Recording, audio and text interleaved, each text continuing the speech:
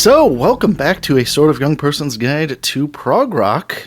I am your hale and humble host, Ian Prize, and I am here today with the feckless momes, Nick McGill. Hello, hello. Thank you for having me. Thank you for coming back. And Omus, Jesus Christ. It's my Latin name. And Omen Thomas Sade. Now with even less feck. Well, and then the person in the corner, the surly one who finds your lack of fecks disturbing. Ed. Hello, Ed. Hi, Ian. How you doing? I am doing fabulous. So, we finished the first-ish half of Fairport Convention's classic album, Liege and Lief, last weekish or so.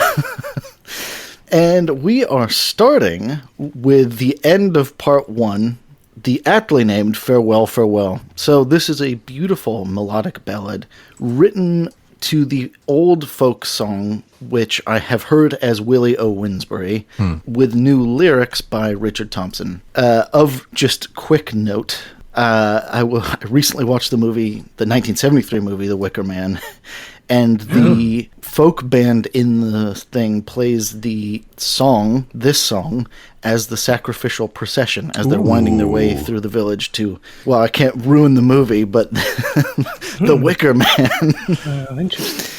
It plays the farewell version, or? Well, it just plays the melody. Oh, okay. And I was like, actually, this leads us into the secret of folk. And I think it means that you can tap into whatever was going on with quote-unquote the original.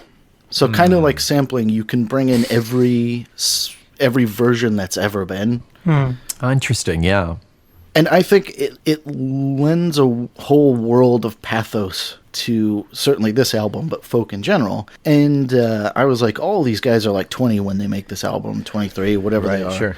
And I was like, why do they sound so old? I was going to say, they're so worldly for that age. It's bizarre. And I think it's that all of these songs are, about ancient themes, about people. They're from people who've lived, because it's literally from people who've lived.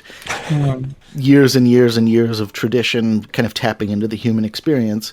Yeah. And we'll get into what the song's specifically about in a second. But more broadly, I was just thinking, this like deep, old folk whateverness just gives it that certain pathos. You're right to say that you're kind of you're standing on the shoulders of giants, you're riding the wave of everything that's come before you, however you want to say it. Looking at the Willie O. Winsbury lyrics, which I'm not familiar with until now, that falls into a very classic song format of my daughter seems to be pregnant and I'm going to raise hell about it. Oh, actually, it's a rich guy. Well, that worked out.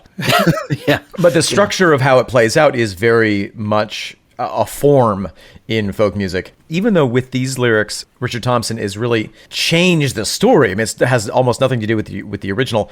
The structure of it kind of is still there, and is all of that is still reverberating. Yeah. Yeah. So you have to actively work for this to not sound old worldy, like in the blood folk. You have to really tweak it and work hard for it to be like a modern punk song,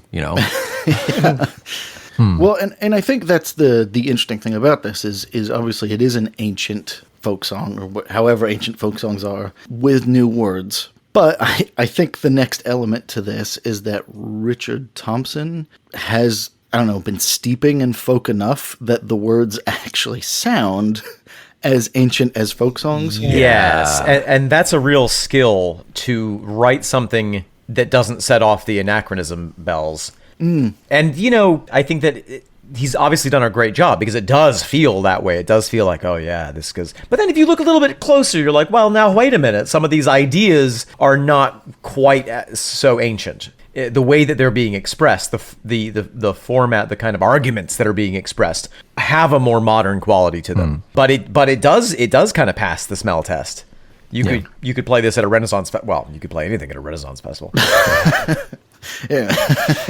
Remind me, Ian, is this their second or third album? This is their fourth album. Fourth album.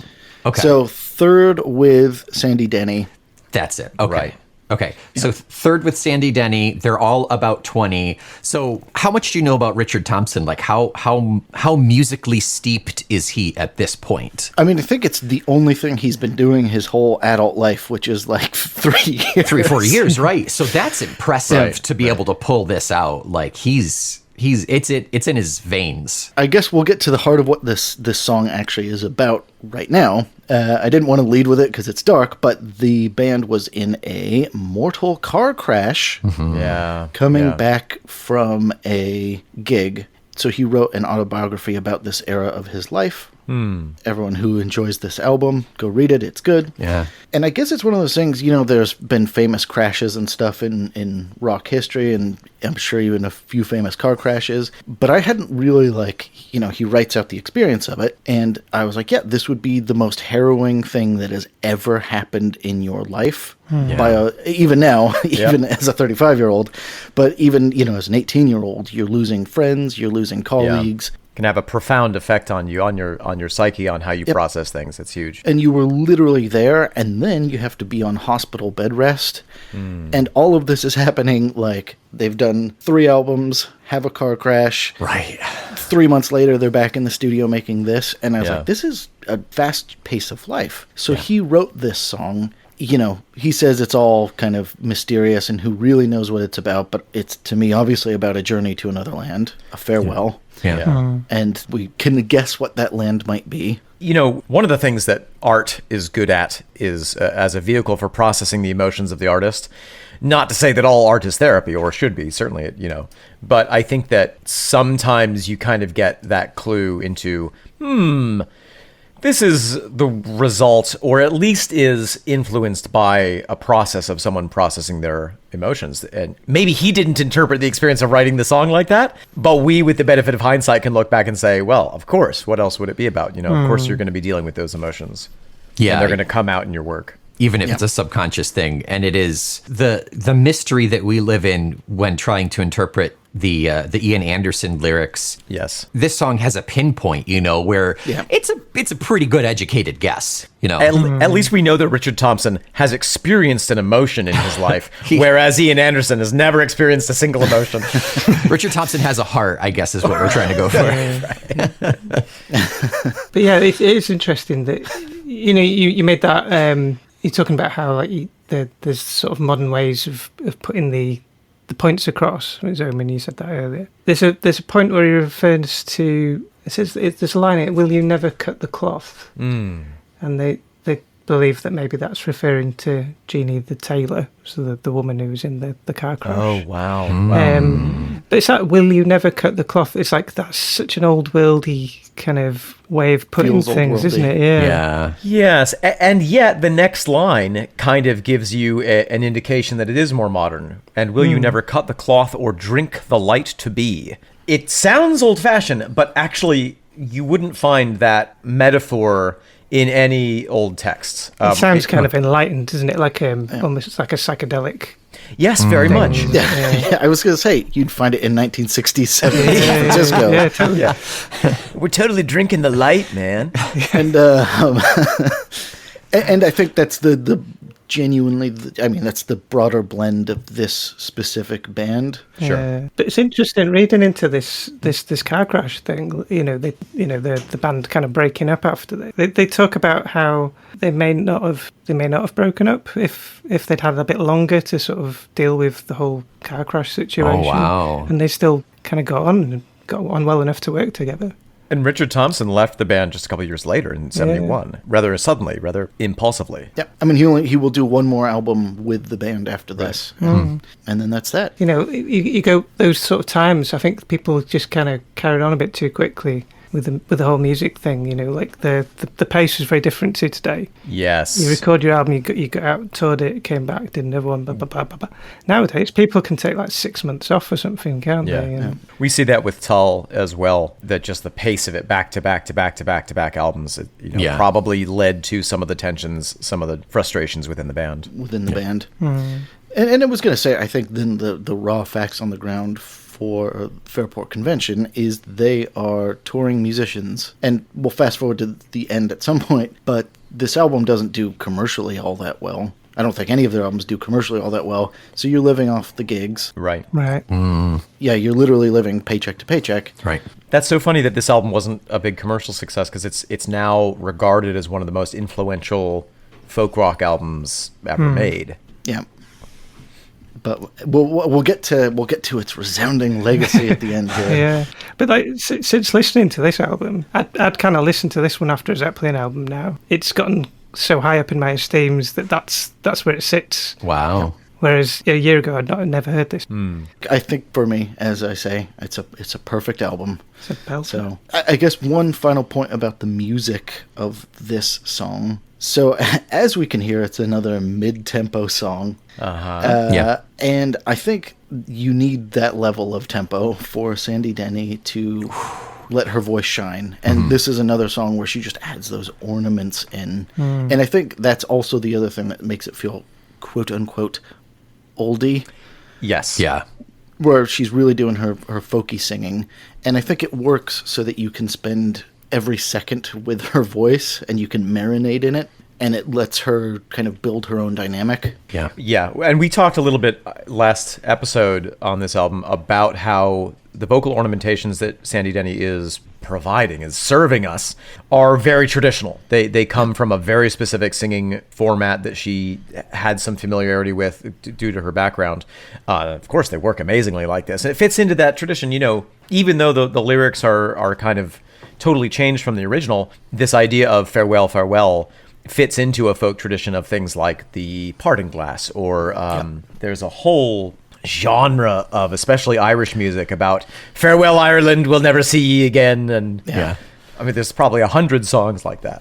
We're talking about them achieving kind of like an ye oldie feeling, even if it's not particularly ye oldie. There are 2 songs on the previous 2 albums that are originals that to me would be about as folky as you can get. Sure. They are Who Knows Where the Time Goes by Sandy Denny and Meet on the Ledge by Richard Thompson. They are both originals, and they, for me, are much less, they're not fully folk facsimiles, but they still have that feeling of each individual phrase. You're like, I don't know, that could be an oldish sentiment. Yeah. And it taps again into that feeling of journeys to another land, maybe metaphors for death. And at this time in the 60s, there was such a resurgence in interest with the past, the cultural past of England. And then that was also when Tolkien was coming out. I think that we can't underestimate the influence of Tolkien's work on the popular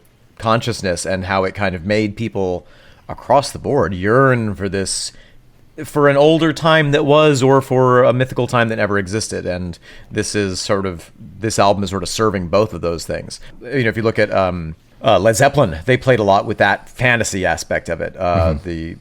Several of their songs are directly inspired by Tolkien. Yeah. Right. It's almost like we've got some new medium to record things on. Here's an opportunity to like get stuff recorded, I guess. Yeah. And it's like you see it across the board. Like a lot of my favourite rock bands are like hearing blues music for the first time because of this revivalist culture. And it's funny, isn't it? It's like we always talk about the importance of understanding where our roots lie, but we're all kind of, well, in the 60s everyone's kind of put through this time where their roots are right in their face as a new thing, and it's a pretty cool time.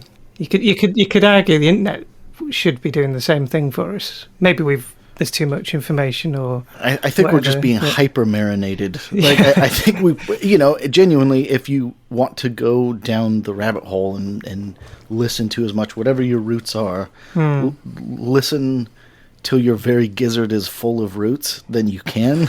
Yeah, it's just an intense thing. Yeah. I mean, I'm gonna drop a truth bomb here real quick. Uh-oh. I hope we're all ready. So I've got my asbestos gloves on. He's got his truth bomb diffusing robot. So I guess the interesting thing I think a lot about with this is that obviously the 60s is now as far away, even farther really, than the 20s is for the people in the 60s. And I think what's interesting about that is I haven't checked in on Gen Z too much. Sorry, guys. Oh, they're doing great, Ian. Doing great out there. No need to check on them. Yeah, they're fine. We shoved some Pop-Tarts under their door, so they should be all right. So I haven't checked on Gen Z in a little while, but genuinely, I imagine, almost as I did when I was a teenager, discovering all of the 60s and 70s music again, and it has the element of folk, where it's you're not getting all of the really awful bad bits of it, you're getting the myth. Oh, right, yeah. Yeah. And it's the, like, you know, obviously being a blues musician in the 1920s South was probably one of the worst experiences, you know, humanity has to offer. Yeah. However, Yeah. the myth of it is amazing, and the music thus produced was incredible. And I think the 60s is a, you know, less insane version of that. But, like, I think it's the same kind of concept where it's like the 60s actually kind of sucked. It was yeah. a time of massive destabilization. Absolutely. Society had no idea what was going on. Social unrest, Social unrest. violence. Yep. Just, it was a bad time. But, and this is just how humanity works, we remember the Austin Powers 60s. So interesting, And isn't it? that's all we want to remember. And Yeah. I would say that's for, you know, Gen Z, that's all you need to remember. Interesting, isn't it? Yeah, you get But this yeah, no, nice that's kind their of, folk music. yeah, you get this kind of palatable version without the backstory. And obviously, like, a lot of this beautiful art comes from struggle. And you don't know about the struggle. It's really interesting that, but it can still be beautiful without the context. And this Yeah. Well, because you're still getting the pathos, and this Yeah. brings us all the way back to the, you know, what I was saying about the folk is you're just drawing upon that pathos, and it will be the same thing. You know, I would even be willing to bet it's going to be underway pretty soon, but an actual grunge revival, Wow. and it will just be like, we don't know what the grumpy people of Seattle were feeling in 1990. Yeah. You don't know But what we leads can to the hear thing. how good it was. Like, you can Yeah. hear that pathos. And That's you know, fascinating. this conversation about how the 60s, you know, some of the social themes, the social realities of the 60s is an amazing transition into the next song. Actually, The Deserter. There's a tradition in, I always think about Shakespeare. There's a tradition in, if you set a story in the past, you can get away with more things.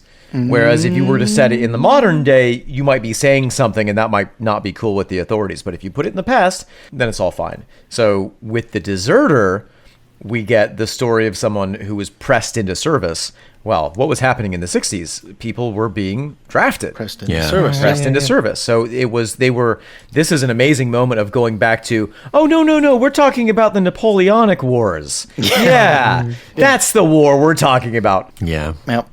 And that was a wonderful transition into The Deserter. Yeah, it and was. that's exactly what it's about. It took us 6 years to get there, but we could do it pretty well now. We could do that transition, baby. You guys do one song an album. Or one song an episode. Yeah, but we Yeah, we never transition. Full stop. Next. damn, got us. You got us. It took me a second there. But anyways, yes. So it is indeed about that. A Napoleonic song about a soldier impressed in his service. And you're absolutely right. It's a classic folk subject. And, you know, again, it draws on that pathos of, I think, Yeah. the soldier who feels himself doomed. Yes. Because obviously war is a sad business. Like, it's a very sad business. You can just, again, tap right into that pathos. To what you're alluding to, I think the arbitrariness of higher authority, where, you know, the guy comes into town, says you're signed up now. Yeah. And Yeah, I think yeah. that loss of agency is so brutal. And then in this song, there's the intrapersonal pathos of Right. he keeps trying to desert, and then his best friend and then his girlfriend informed upon him. Yeah. And he's about to be shot, and then the prince, who he can guess from historical clues is Prince Albert, saves him via magic wand, basically. And again, the arbitrariness of, like, you're doomed, you've been impressed, the government has got you, and then Deus the ex government machina. saves you. Yeah. Yeah, but he saves him and says, "You'd be a good soldier. Join Yeah. my army." Like, he's not really Get back in, saved. He's baby. right back Oh! in. It's full circle. So it's sort of, I mean, Ian, I love what you're bringing up here about the loss of agency, because Nick, you're totally right. This is a total catch-22 situation. Yeah. Hey, I'm going to save you from this death. and put you straight into the army where you'll love it. And there are a number of songs on this theme, and they fall into various themes. My favorite one are the Irish ones, where it's, I was walking along with me dear friend down by the seashore, and 2 British officers came up and said, want to join the Navy? So we fucking killed him with our shillelaghs. Sorry about the swear.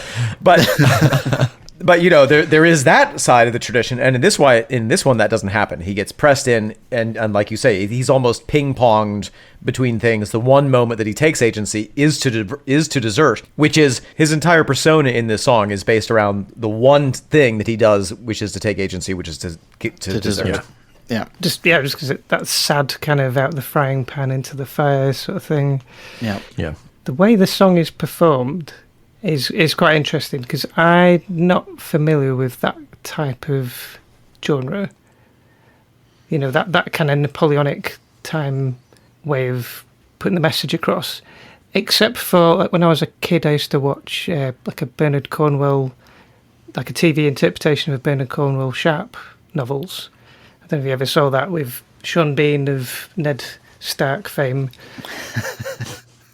Absolutely brilliant. If you've never seen it, brilliant TV show. But it's set in Napoleonic times. It's about the soldiers, and there's a couple of guys who just sing these songs on their way to places, and that's the only time I've heard that kind of, that kind of 3-4 time liquid vocal melody on its own, just telling you the full song in that way. And I feel that the way this is just performed, it puts me in that place. Watching those TV shows, I feel like that time period is just alive. They've done it so beautifully. Well, I think you bring up 2 points there. I think the first one is, in a raw sense, if they had a military marching beat. The song itself, like the physical, the actual composition has kind of a bump, bump, bump, bump, bump, bump, like it's got a marching beat to it. The way they orchestrate it, then what you said, sounds really good. The liquid orchestration, and the song swells beautifully. Yeah. Like it builds and comes back down. The verses kind of have this like light little plotting aspect, and then the drama literally becomes drama in the music with, with cymbals going and all that sort of stuff. Yeah. I think it's very much an English folk. The tale as well, I guess. And the history of impressment was, left a real mark on the country. I was just reading that during the time of the Battle of Trafalgar, which was the start of Napoleon's big defeat, that was where the victory, Admiral Nelson defeated the Armada at sea. Apparently, during that time, up to half of the British Navy had been impressed into service. Wow. Half. Whoa. That's crazy. And, it was a matter of survival for England as a country. They desperately were trying to do anything they could to win the war. And so they gave authority to people, the impressment officers, the press gang. Yeah, it's crazy. And I think, again, that taps into the, saying the pathos of the arbitrariness of government. And I think, again, what folk does so well is this is the tale of the little guy. Yes. Is all you want is this little guy just to get his fucking desertion. Like, you just want him to actually escape. And I think it's such a, such a kitchen sink drama in the world of, you can imagine that in the background of all this, there's some sort of big European war going on. Right. And this guy and his perfidious best friend and all that, like, he just wants to, like, get out. Yeah. And I love that kind of extreme close-up. Yeah, he would be part of something so much bigger, but he still is... They still need foot soldiers, they still need these teeny tiny cogs in the machine. And when you look at that grand scale, you just see masses and masses of unidentifiable humans, but this is their story. There's a great song on this theme that is called William Taylor. And it is from that era of the Napoleonic Wars. He's pressed into service on his wedding day. Oh, classic. Which, right there you have the pathos. Yeah. But then his bride is trying to find him. She disguises herself as a sailor, joins the Navy, finds him, discovers that he's been discharged from service and has, is married someone else. And so she shoots him, And in some versions, the new bride, at which his captain is really impressed and is like, hey, you're bloodthirsty. Do you want command of your own ship? Nice.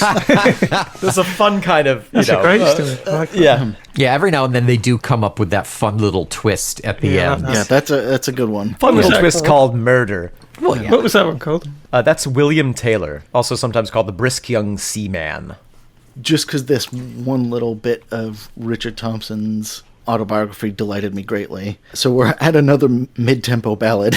Yeah. Yes. Yep. Yep. And he goes on to talk about he helped a lot with Sandy Denny's solo career, which is about to start after this album. And Sandy Denny's composing partner, band partner / husband really tried to encourage her to write faster songs for a commercial or whatever. Yeah. Oh, And yeah. she couldn't do it. Wow. And I was like, of course she couldn't do it. Like, her voice is geared perfectly for these songs. And, Right. as we talked about, the drama, the swells, it's actually divine. And I was like, nope, I can't even imagine a brisk-paced Sandy Denny song. The thought disturbs me.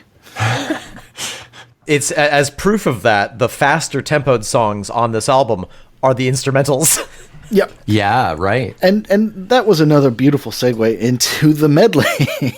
So I think the inclusion of this medley is really the band flagging up their background as a working, gigging folk band. And I'd be willing to bet, I've not seen enough folk sets to know this, but I'd be willing to bet that part of the folk set is the jam, kind of, where all of the instrumentalists, you get pointed at and you're like, that's that guy, that's that guy, that's that Right, guy. yeah, and they all get to boogie down a little Absolutely. bit. And people used to go to gigs to dance, Yep. Yeah. That's true. And I think that's what this is. So this is obviously Yeah. a collection of dance songs, A to B to B to B to B Yes. to A, back to C. I don't know. Literally reeling, isn't it? Yep. Yes. Yeah, yeah. Yes, it is. And you're right, Ed. It's hard to dance to something set at 65 beats per minute.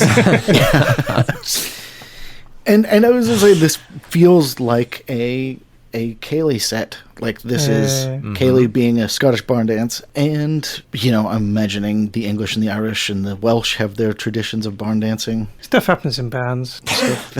We don't talk about the barns. Yeah. Just Well, happens. and like you mentioned, Ed, dancing was for so long, for most of human history, sort of the social activity. It was where socialization happened. It was in a lot of societies the one time where men and women could interact a little bit more freely because there was that structure there. And the other thing with some of these medleys, listening through it, I'm like, I've heard all of these. Like, every Irish band, every Celtic band, every folk rock band, they all play all of these. We've heard Empty Hats play these. We've heard Bells and Motley play these. And there's something familiar and comforting for the audience about hearing, we know this one, we can go on autopilot. And then the fun is, they switched from this tune to this tune. Yeah. That's unusual. Usually you go from this one to this one. Yeah. And that comfortability allowed you to expand in your dancing as well. The basic steps, and then you can go from there. Yes. And I guess, let's see, having been to many a Kaylee in my time, I think as you say, you start to hear the same songs. Yeah. And I imagine in 17th century Scotland or 18th century Scotland or Ireland or wherever, that if you went to enough weddings or enough social functions or whatever, you're like, hey, it's this song again. Oh, yeah, I know. Thank God I know the steps. Yeah, right, exactly. And Ed, you pointed out that these are several different types of dance. If we say a reel, that's not just a musical form; it is a dance form, and it's almost impossible to separate those two. Yeah. It's the Macarena, I think is what we're saying, right? It's the Macarena of the 1700s. And this is what I'm saying, that Gen Z will do a Macarena electric slide medley pretty soon. Cannot It's wait. happening. They'll have a podcast about the Macarena and be like, the cultural influences which led to this moment. It speaks to the arbitrariness of government. Yeah. Yes, the pompous interpretations, yeah. So that was the medley. Any other thoughts on the medley? Love it. Drums.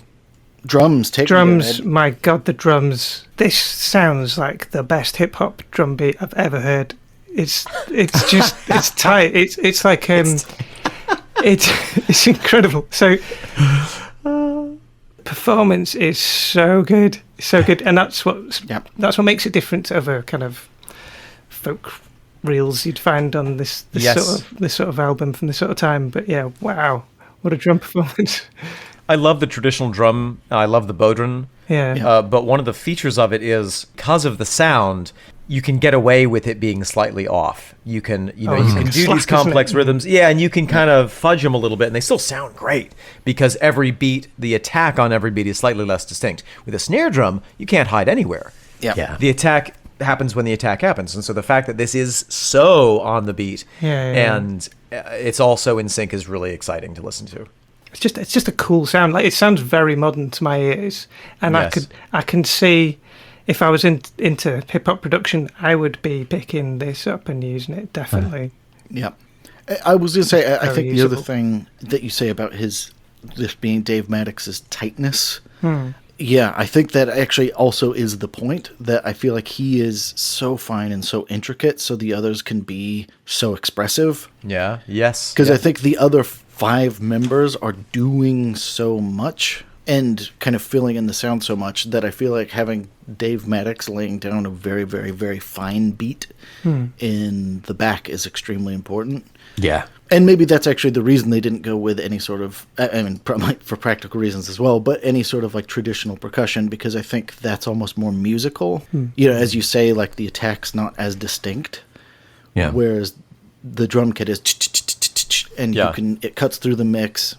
Very clear, very beautiful. Thank you, Dave Maddox. Yeah, thank you. So, I don't know how to transition from drums to Tam Lin. Any thoughts? Tambourine. There's tambourine like going to town in the medley, isn't there? Oh, there we go. Tamlimbarine. Tam Limbarine. So we start the story of Tam Lin, and this is one of the most classicist devious fairy stories of all time. Yes. So the main broad strokes that are true for this song, but kind of true for the tradition in general. Janet or Janice is a maid who goes to Carter Hall, which is a border forest, and meets the forbidden Tam Lin, which in many a thing they say, don't go out there, there's an elven gray who will mess you up somehow. Yeah. Yada, yada, yada. She goes to Carter Hall, meets Tam Lin, comes back pregnant with an elven baby. Whoops. Classic Times. She goes back to her father, essentially, the lordly manor from whence she came, and they obviously ask, well, what happened out there? She explains, no, it's not any of your people. It was actually an elf, but an elf who used to be an earthly knight before he pissed off the fairy queen. An angry queen was she. And then there's the basically demystifying part of the song where Tam Lin and Janice must hold each other close as he changes into scary animals, and if she can kind of ride out the magic, at the end she gets to be with this earthly knight who was transmogrified back into a human. Yeah. So that's the rough story. That was a with minimal yada yadas. And again, this is a real old story. Like you said, the form of it goes back even further than the name Tam Lin. But this is my favorite track off the album. Yeah. Partly because I love the story, but also partly because the way that it's played is fascinating and really gives it's a nice take on the story. Yeah. And It's so meaty. Come to each element of what you just said there in a second. But yes, you are absolutely right. For me, this is best song on this album. This is Fairport Convention meeting their song. Everyone will do the best they've ever done on this. But talk to me about the myth, the story, the devious fairy. Well, there is a in any traditions where you have some sort of a magical folk, whether it be the trolls in the Nordic countries or the fairies in the in the English, Scottish, Welsh, Irish traditions, or even something if you go to Japan and the foxes. There's this yokai. The yokai. yeah. The yokai. Yes, the kitsune. Kitsune is a type of yokai. Yeah. Oh my god. One of my favorite short films is by Kurosawa. It's called The Marriage of the Foxes, and it's about a boy who his mother says, go outside and play, but remember, when it rains and it's also sunny, the foxes have their wedding and you must not observe it. You are forbidden from observing it. Well, of course he goes and he sees it, and it's an incredible cinematic piece of, this whole fox, masked humans performing as foxes. And he comes back and he's like, I accidentally saw the foxes. And she's like, well, then you can never come into this house or any other human house again. Bye. Shuts the door. So there is this. Okay. There's something in the human psyche and in mythology that resonates with this, where there's this sense of there is this forbidden otherworldly thing that sometimes we can see, sometimes we can't see. You'd better just steer clear of it, because if you don't, you might be entrapped. Rip Van Winkle is kind of within that tradition in a way. Tam Lin is significant for me because the story is different in a couple of ways. He gets out. Yeah. Tam Lin gets out. And his rescuer is a lady. Yeah. So all of this makes it kind of distinct and gives her the agency, even though it's him saying, hey, I've got this escape plan, sorry about getting you pregnant, but if you want to be married and, save your honor, here's the horrifying set of things that you have to do. And if you do it, not only will you have a husband, but I'll finally be free of this hell. Yeah. This fairy hell. It makes me think of Lot's wife having to not look back or be turned to salt. It makes me think of, is it Orpheus and Eurydice? Orpheus and Eurydice. But there's also, in a lot of Greek myth, there are several instances of where someone has to hold on to a shapeshifter, and if they do, they get to be married. If they do, they get the information that they need to get home. Famously, Odysseus has to do that at some point, and they turn into lions and foxes and seals and snakes, and the process of that changing tires them out. And as long as you're holding on to them, then you get that reward at the end. In this telling of the story, she has kind of an easy time of it. In some versions, he says, and then she'll turn me into a pillar of fire that will burn your skin off as you hold me, but you have to keep holding on. And then she'll turn me into a block of ice that is unnaturally cold and will freeze you to the bone. Then she'll turn me into a whirlwind. Janet really does something amazing in this, which is to not only to save this guy, but also to defy the fairy queen, which is very dangerous. Yeah. And I was going to say, I think that's the secret of these types of songs that is so good, is there's all these goddamn rules, and they're so arbitrary, but they're so cinematic. Yes. To take it to a much, much easier one is like, you can be married if you sleep on a mattress and you feel the pee. Right, yeah, exactly. But, just like, who's governing like this? A psychopath. But I think they are genuinely cinematic, where it was the in this one it's pretty extra splashy of the your potential husband is going to be a shapeshifter, and if you can hold on, you can be married. Cinematic's an interesting choice of word for it, because it's hard to hear any of these stories that are, because they're folk tradition, they're older than time. They have been used again and again and again because they elicit an image in your mind. It is a cinematic experience to hear these stories. Yeah. And I think, like, in my mind's eye, because of whatever version of the text they had picked, and however they perform it, which we'll get to in a second, but you can see the parental warning and then the teenager sneaking out. Mm-hmm. You can see a massive fight in a lordly hall, and then you can see the magical third act, but, like, you can see it so well in your mind's eye. Yeah. Well, and just, kind of, not to overanalyze this, but here we go. Going back to this idea of, this is a product of the 60s, you could view this in a certain way as a tale about parental control in the 60s. Traditional parents saying, don't go out and hang out with your hippie friends and smoke the reefer, and her establishing her own identity as something outside of that traditional set of rules, where she says, no, I am going to go fall in love with a beatnik. Yes, he's going to change into a folk singer. But I love him, Daddy. Yeah. And again, it's because it's quite a psychedelic story as well. It's kind Yes, of it's in sync with the stuff people talk about in the 60s as well. So Yeah. in sync with the experiences they may have had. Yeah, absolutely. I just want to go back real quick to Ed. You were talking about hitting these folk beats where you already have this like preconceived story. I think that is what a long tradition. I mean, we were talking before we recorded about like the Homeric orator. Like everyone would know when I say the rosy fingered dawn, I'm talking about Eos. When I say this, I'm talking about this, and everybody knows. I think that's the same thing for these folk songs. This is the caricature of this character. This is the scene of this specific place. Yes. We're supposed to feel this when we hear this. It's the same thing. And that allows you, much like the steps of the dance that we were talking about, that allows you to be like, well, I know exactly what this is, so I can build upon it on my own. It's already established for me. Exactly. And it's like, so I feel like some folk tales, even if they're heavily coded, we still get it. Yeah. Yeah. Do you know what I mean? It's like, even if we don't consciously get it, it's like subconsciously the message has got in. It speaks to something. Yeah. You know, you're nailing something that has been the subject of a lot of philosophers and mythologists across time. Particularly, you know, right around this time, Joseph Campbell was working on his book, the Masks of God. He was a comparative mythologist, and he basically said all myths they're not just for entertainment. They exist to give a specific type of warning, or to give us, he called them guide signs on the path of life.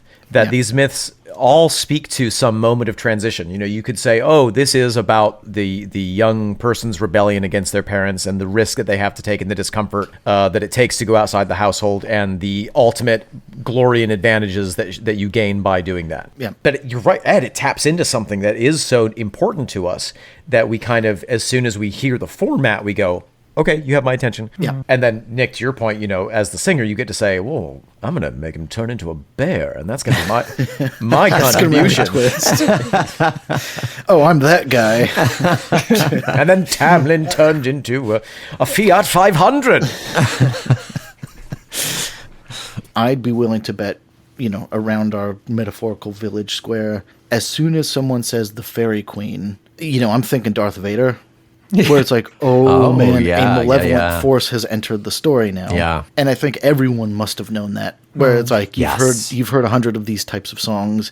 Whatever the Fairy Queen's up to, it ain't good. Darth Vader, but even sexier. But if Impossible. going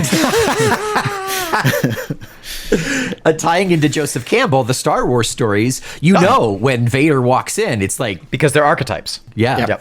Yeah, exactly. Can we talk about the time signature on this? Because it has been bothering me. What is it? Yes. I couldn't figure it out. I had assumed that it was 4434 switching. That's what I found. But not consistently? Yeah. So it is 13 over 4. And Oh, it of gives- course. So mad about that. I was going to say. No, I was sitting deep into the depths of last night with my test tube, was trying to work it out. Yeah. I was like, what's the time I signature here? think it's often the way, isn't it? When you think it's one or the other and you're not quite sure, it's because it's a longer. Yeah. Yep. And Right, so they do the right. 1, 2, 3, 4, 1, 2, 3, 4, 4, 4 turnaround, da, da, da, da, da, and then 1, 2, 3, 4, 1, 2, 3, 4. And it gives it the propulsion of 3, 4 with the interest of that little extra beat in there. Yes. And then the one other thing they have that's just fantastic is they have the 4, 4 turnaround, the bum, bum, bum, bum, bum, bum, bum, bum, bum, bum, bum, bum. That little kind of lick in the middle of each verse. Yes. Which I don't know how old of a form this is, but I remember learning about it in opera class. Oh, wow. Cool. Apparently you needed that to get a biochemistry degree. But anyways, it's a form called a ritornello. Cool. And the example they had used was from the Monteverdi play Orpheus and Eurydice, but it's the same thing where you have this verse and then you have a quick little lick in between each verse, something to return to. but literally, so it's Ello. Yeah. Well, and the diminutive. in opera, I don't know that this is necessarily the case, but often in performance forms, you know, which is everything before the recording devices were invented. Having those moments are very helpful sometimes because you might need to double them if somebody needs, needs to take a drink of water. So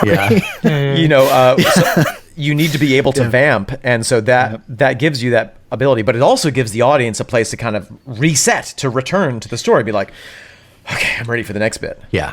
And that leads us to the main kind of musical thrust of the song. So the song is 7 minutes long, and it's the exact same song for the whole 7 minutes. Yeah. But you would never, ever notice that because the propulsion is so fantastic. Yes. And I think a few elements that give it this sense of just pure building drama. We almost might not even need to talk about Sandy Denny's vocals. They're amazing. The lyrics are great. But we'll come back to them. Okay, good. But the backing instruments do the perfect orchestration thing of they add a little bit each verse. So you can hear the violin adding a new melody or counter melody each verse. The guitars do a little something different. And then the drums, to what Ed was alluding to earlier, are so tight in the verse and so loose in that little turnaround lick. Oh, yeah.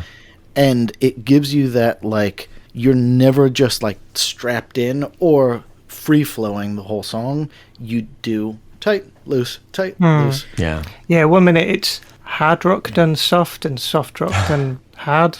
If that makes sense. Yes. Musical Kegels, I think, is what it's referred to as. It's like a really good example of really pairing the music beautifully with the song and the song idea. Yep. I feel like the choice of instruments and where they come in hits me right in the feels as I'm feeling. But it doesn't just do it in as the song. It does it as the order of the album. Like, we haven't heard the darker sounding guitar parts. We haven't heard those for about 4 songs now.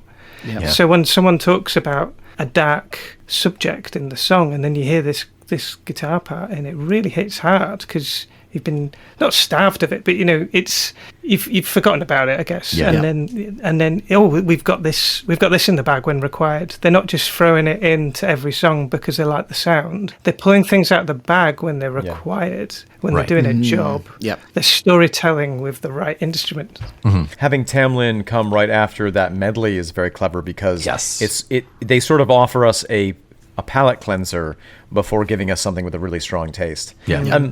And that kind of what you're describing, Ed, that the way that it hits you, just the music element of it. We've seen this with Tull a lot, that whenever Ian, for instance, but I think a lot of songwriters employ this, whenever somebody wants to produce a feeling of disquietude in the listener, they will often use an uneven time signature so that you just feel slightly off. Yeah, you're tripping up a little bit, and you don't know why. That's one thing that Tull does very well, and I mean Fairport does, I think, even better. Is that subtlety of not knowing why your feelings have changed, why like deep down your psyche is disturbed, but it's there, and it's because they change up the drums a little bit and they tighten it here or loosen it here, or because like Ian, you said, they just tweak the violin just a hair. Like, I didn't know that. I didn't catch any of that when I was listening, but like when you said it was like, yes, that makes all the sense in the world. Yeah. Tricking us. Yeah, it's brilliant. Young people making these decisions. Yes. It's like, it's really, really impressive. And when I was young and I felt like I could do a cool thing with an instrument, I wanted to do it all the time. I couldn't hold back and just do it when required. But that's a consistent thing that goes throughout this whole album. Yeah. Every sound we're hearing is right sound for that moment, to my ears anyway. Yeah. About the youth. The one interesting thing I actually might be a twist in that. Yeah. So Dave Swarbeck was like 3 or 4 years older than them and had been in the actual folk scene, so he's their violinist, and I think he arranged a lot of these songs. Oh, so interesting. I wonder how much having, it feels weird to say it, but daddy in the room but I think there's a folk daddy. Yeah, like a guiding hand is That's much nicer. A guiding hand. But when that person has the authority of age, you might be more inclined to listen. Sure. And experience, specifically that experience. Yeah. You just think about the Beatles and how they were managed. Yep. Their Brian was kind of the school teacher almost, treating them Yeah. like that. And I think George Martin, he was 5 years older or whatever. So to have done his time in the music trenches, I think to have that someone in the room with all that experience leading raw talent towards a brighter tomorrow. Yeah, and I think when you take those people out of the equation, they seem to have this sort of freedom to do their own thing, and everyone talks about how interesting they became as songwriters then, but the wheels did fall off. Yeah. This is the Beatles. Yeah. So, yeah. obviously, I've taken a segue, but my point being that, having a guiding hand there, like, I don't know, people think that art's all about expression and freedom and stuff, but actually there's a lot of hard work. Tasteful limitation. Yeah, it's hard work, and using your mind and being cerebral about this stuff doesn't come naturally to people who have just been working on their craft, and they just want to show off. Right. And I think what you had said about you being young and using all of the tricks all of the time, I think to have someone be like, it will be more impactful if you hold off on that cool drum lick until 6 minutes into the song. I think it is like, trust me, it'll be more impactful if you just hold off here. Yeah. Speaking of impact, should we talk about Sandy's voice? Let's talk about Sandy's voice, because I'm impacted. Does she sing on this one? I get very big White Rabbit vibes here. Grace Slick in White Rabbit, Jefferson Airplane. It's so psychedelic sounding. It's this is the proggiest sound on the album, I think. Yeah. For this being a sort of young person's guide to prog rock, I think this is the proggy song of this. Yeah.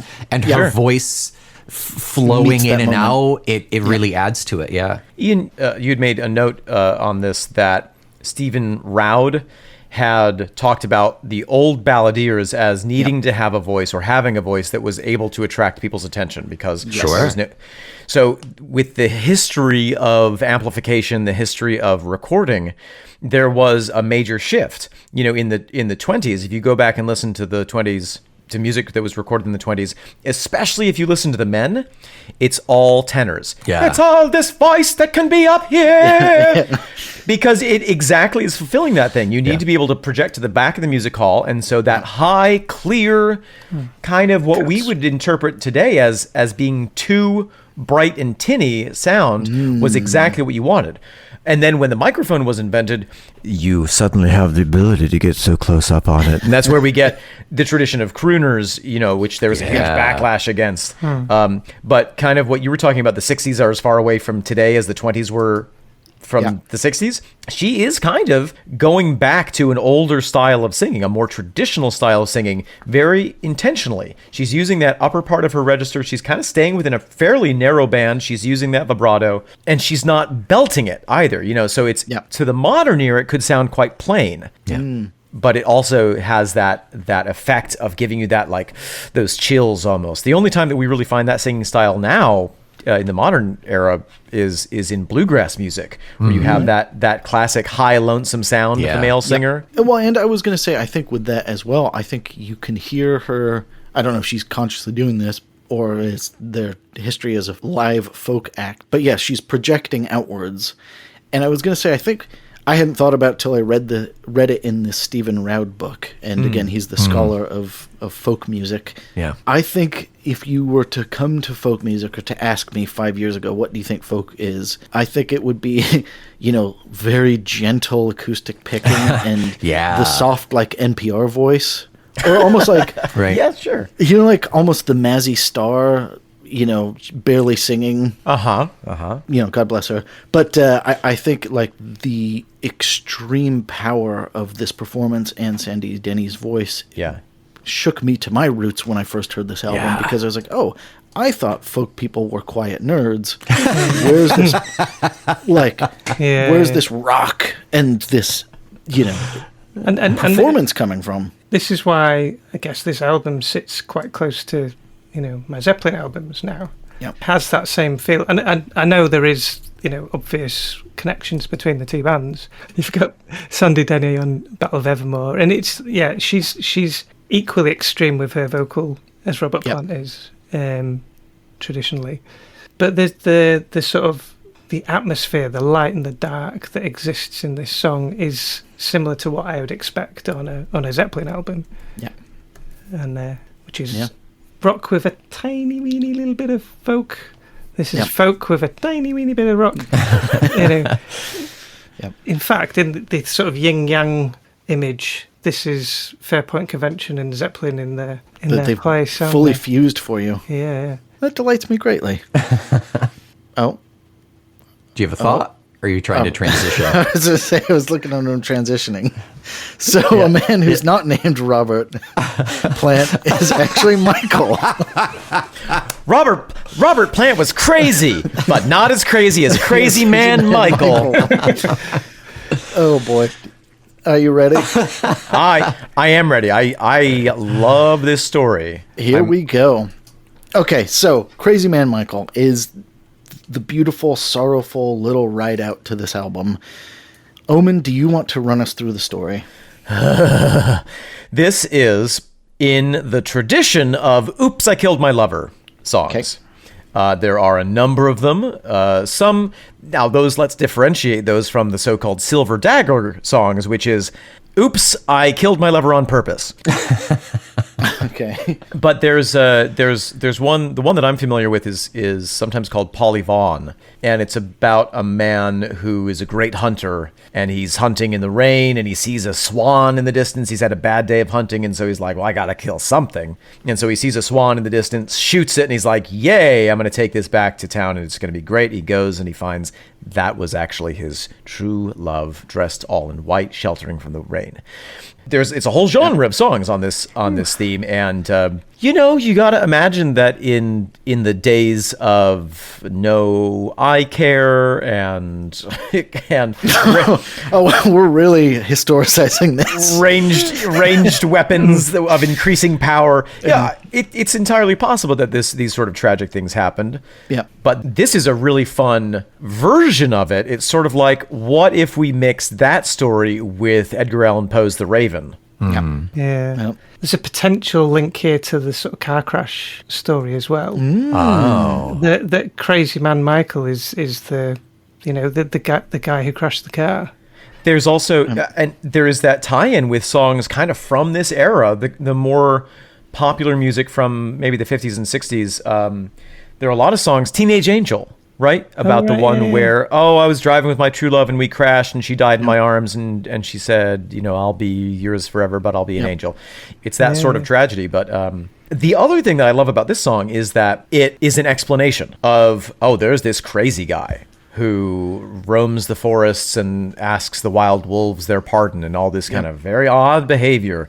Is this a justification or, a legendification of somebody, or is this reality? Is this his madness that that he thinks up this tale? Right. But there were plenty of weirdos back in the day, and this explains what happened to that person exactly. Yeah. Whereas now we would say, well, he was off his meds. Yeah. So, but again, it speaks to like guilt, doesn't it? Yeah. Oh, yes. And the guilt of someone who's killed someone in a car crash. Mm-hmm. Perhaps. I don't know. Well, and I was going to say, and I guess we'll quickly run through what the story is in this. So, a raven prophesied to the sane man, Michael, that he'll kill his lover and go mad. Uh-huh. He says, no thank you, so he kills the raven. Twist, the raven was his lover. So, the final verse, which is, for me, the damn part, is he wanders the wild woods being crazy, or at least his grief is perceived as madness. Yeah. And the final verse is, his eyes, they are sane, and the speech, it is plain, and he longs to be far away. Michael, he whistles the simplest of tunes, asks of the wild wolves their pardon, for his true love is flown into every flower grown, and he must be the keeper of the garden. Wow. So he is, to the listeners' ears, he is sane, his speech is plain, he doesn't want to be in the garden, presumably the nature that he is living in the woods. But he's, for some reason, forced to be there where he murdered his lover. That's interesting. I interpret that slightly differently. And I for his true love is flown into every flower grown, and he must be the keeper of the garden. To me, I read that as the only way he can honor her memory is to tend these flowers of grief, as it were. That's awful, isn't it?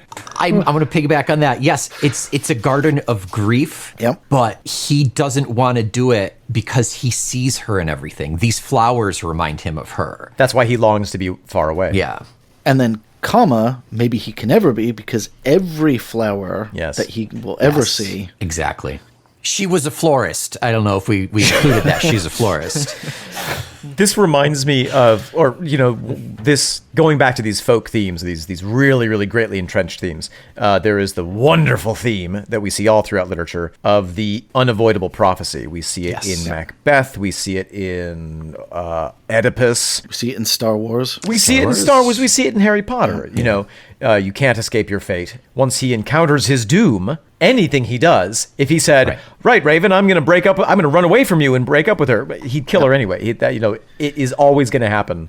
But they just give us a very direct route. I mean, I genuinely feel like this is the dramatic thrust of the classic movie Final Destination of the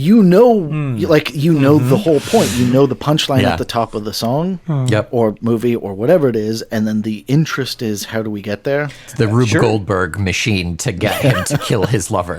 Well, absolutely, and that's like Romeo and Juliet. The very first thing that you hear is, okay, here's what's going to happen. These two lovers are going to get in love. They're going to kill a bunch of people by accident, then they'll kill each other and themselves, and everyone will be very sad.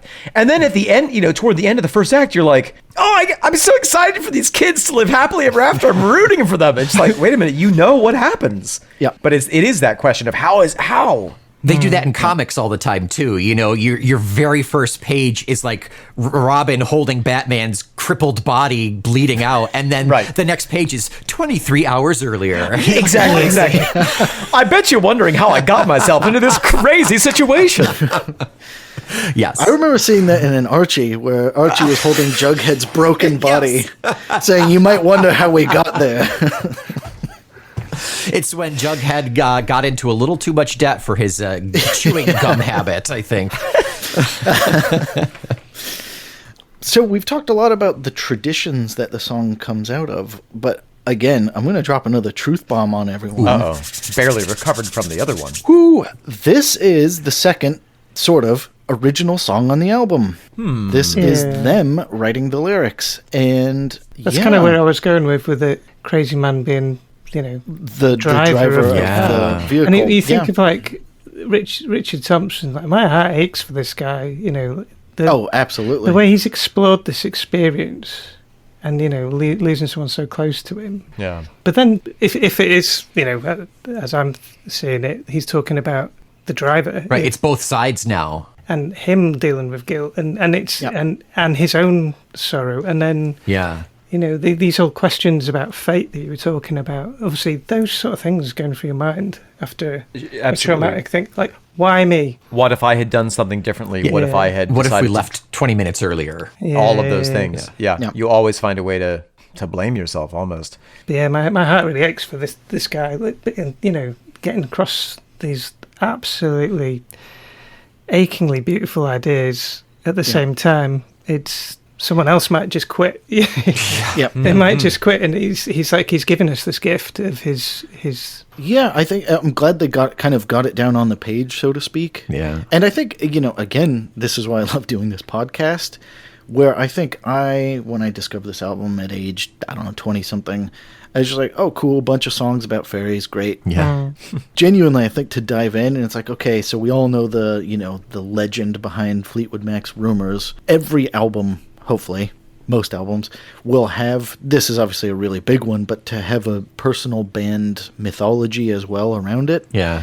And I think to put that back into the story is so powerful. Yeah. To blend it with the traditional forms is really cool. Yeah, you're blending traditional forms with people who've lived through stuff. Yeah. And it changes your way you look at the lyrics. You see when you look at them on the page, it completely transforms how you see things.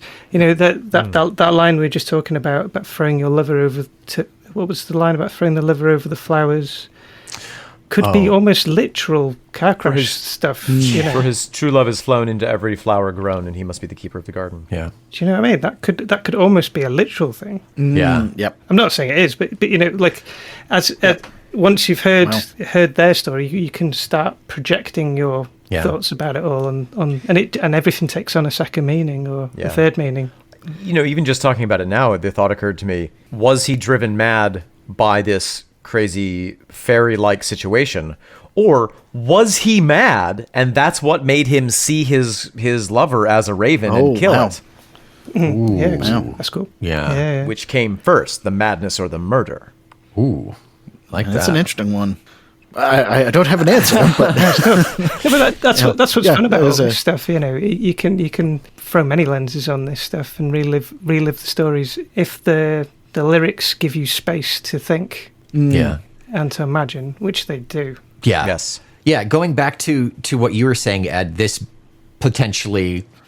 most likely potentially being about the driver of the car, the instigator of the incident, I suppose.